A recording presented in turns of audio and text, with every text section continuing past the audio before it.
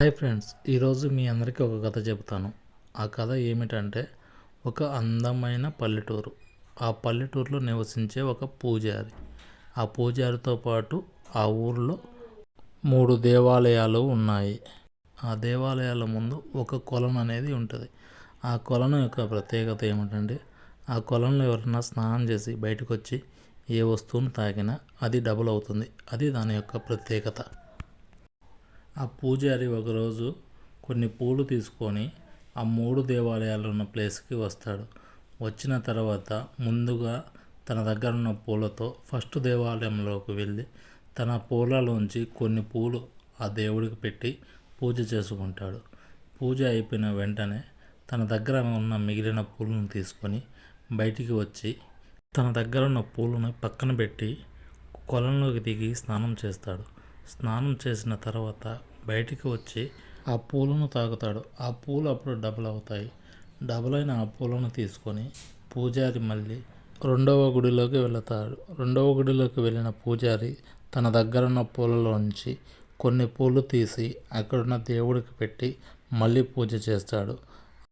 అలా పూజ పూర్తయిన తర్వాత పూజారి మిగిలిన పూలను తీసుకొని గుడి నుంచి బయటికి వస్తాడు.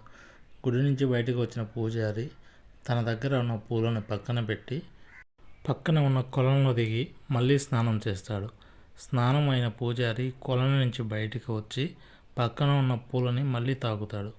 మళ్ళీ తాకగానే ఆ పూలు డబుల్ అవుతాయి. అలా డబుల్ అయిన పూలతో తిరిగి మళ్ళీ పూజారి 3వ దేవాలయంలోకి వెళుతాడు.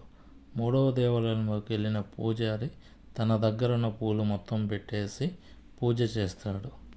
ఆ విధంగా పూజారి 3 దేవాలయాల్లో తన పూజను కంప్లీట్ చేస్తాడు. విన్నారు కదా ఫ్రెండ్స్ కథని. ఇప్పుడు నేను మిమ్మల్ని కొన్ని ప్రశ్నలు అడుగుతాను ఫ్రెండ్స్. ఆ ప్రశ్నలకు సమాధానం చెప్తారని అనుకుంటున్నా ఫ్రెండ్స్.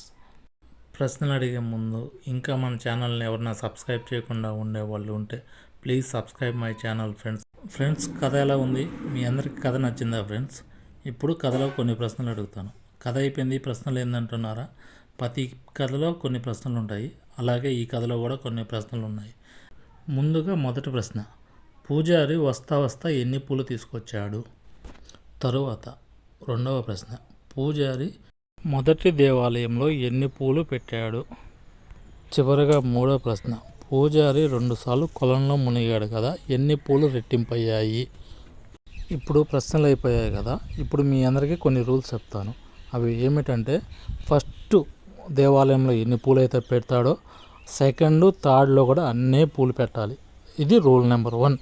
అలాగే రూల్ నెంబర్ 2 వచ్చేసి, పూజారి పూజ అయిపోయేసరికి తన దగ్గర ఒక్క పువ్వు కూడా ఉండకూడదు. ఇది రూల్ నెంబర్ 2.